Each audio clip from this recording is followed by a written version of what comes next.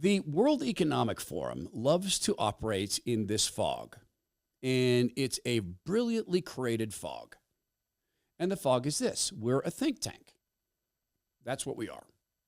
We just get around and we talk about cool ideas, and we don't have any real power. And look, they should be allowed to do this. I mean, there's the Aspen Forum. These can be cool conversations. I've been involved in some of these. I remember being back in Silicon Valley back in the day when they were starting to create microtech. And I was sitting in a Draper Fisher Jurvenstein meeting with CEOs that were backed by the DFJ family. And there was this talk about microtech. And I thought, wow, that's insane. And they were talking about microtech being able to build things within your body and cure cancer and do heart surgery. And man, I was a young CEO looking at this going, that is so amazing. And I never did in that time frame put nefarious activities upon it. I never thought and said, what could be done with tech? Because, yeah, that's truly miraculous. They use the example of people in battle where you are in the midst of a war. You're not going to do open heart surgery because you can't. There's no way to keep the patient clean. There's bombs coming in. But you could inject them with microtech that could go at least seal up the aorta. I remember that example. And they had this brilliant video they showed. I thought, wow, okay, for our guys in war, yeah, I'd be into that. I couldn't see anything nefarious with it. The temptation is with this great power, when people have great power, God's warned us about this in human hands, that people are going to lord it over others. This is one of the things that Jesus said to his disciples: do not lord your power over others. And look, God gave them some enormous powers. He gives us enormous powers. We just don't know it. Like if you think demonically, the demons just laugh at us. Don't they know they have the ability to kick us out? No, they don't. I don't think they have any power. So the World Economic Forum operates in this mist of, well, we don't really have any power. But then from time to time, you'll have some of their people come out and say, oh, we place people in these offices and they're responding to us.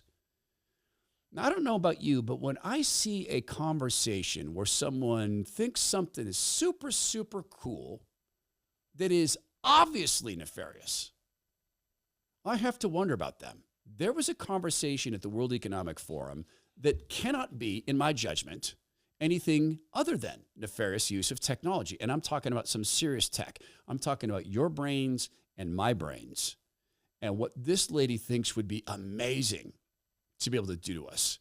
I'll share this in a second. I'm pretty careful about things that affect my brain. Now, I am a full-on caffeine not addict, because I took a week off of caffeine. I didn't get the headaches. I didn't get depressed. I missed it, but I didn't need it. So I'm not an addict, but I am, let's say, a huge user of caffeine. And that's the sole thing that I put in my body that affects my mind on purpose. Okay? But there's things I do take that affect my body. Because of what I do at my age and the sort of working out that I engage in, I need to be super careful about what goes in my body, food-wise, but also supplement-wise.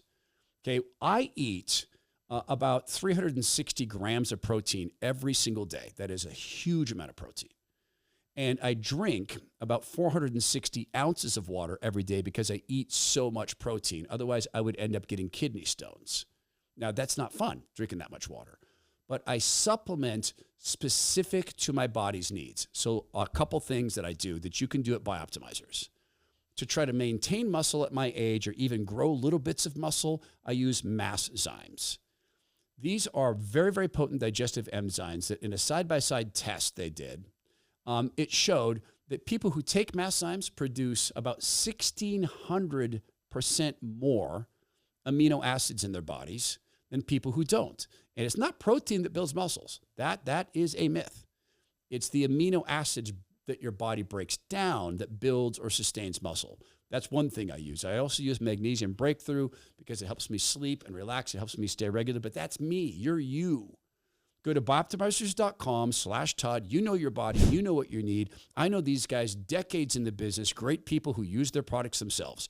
It's bioptimizers.com/Todd. Use promo code Todd to get 10% off all their products. When you subscribe, you're going to get exclusive gifts, exclusive discounts, and Matt and Wade from time to time just send out incredible information packs on how to hack our bodies in the right way naturally. Bioptimizers.com/Todd, promo code Todd.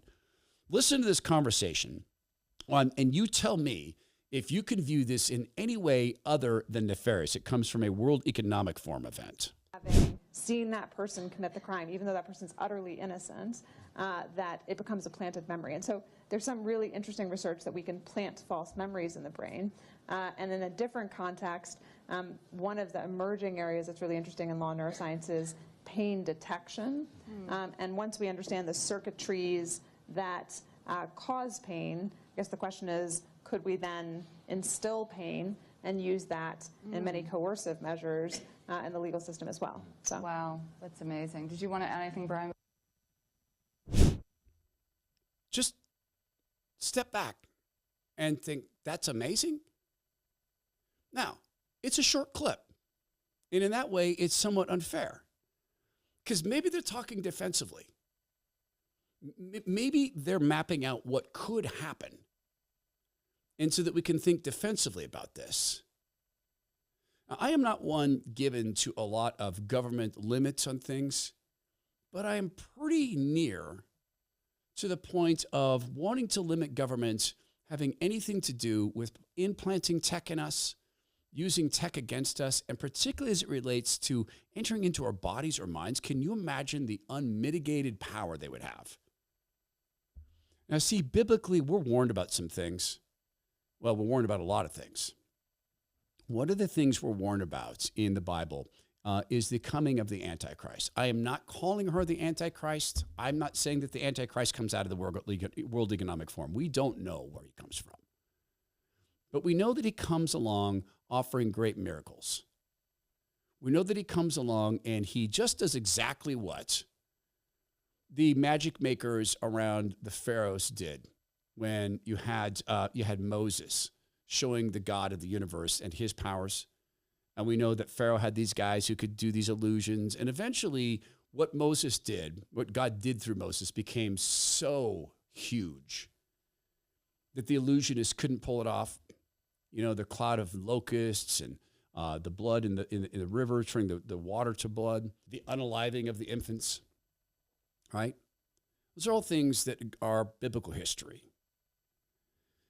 But the magic couldn't match that of God. The Antichrist, when he comes, do you think he's going to just come on and just rub his fingers together and say, hey, look, I brought them back to life. Hey, look, here's eternity with me and miraculously? Or do you think instead he's prepping an environment where people worship tech?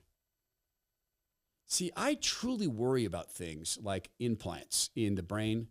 I know there's people who are excited for that, and I can even understand it.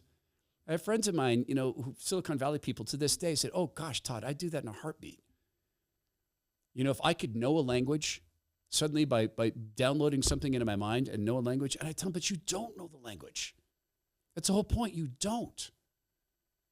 Being able to look at a word and know what it means doesn't mean you know the language. You don't relate to it. So I worry about these things, and I think that other people should worry about them. And if we're going to build a construct of human rights in this new era, I think it begins with this. You don't get to put things in our body against our will. And if you do that, that is a massive Nuremberg type offense where you spend a lot of time in prison, or maybe the greater penalty, the permanent one. I think we should think about these things. And I think we should tend to turn away from our vision of the Antichrist coming in just all on his own, just doing these things from his fingertips. I think it's much more likely that we're seeing the environment prepped for a time where we accept memories into our bodies. Now think of this. The tech she's talking about there, maybe defensively, think about how this could be used as a product.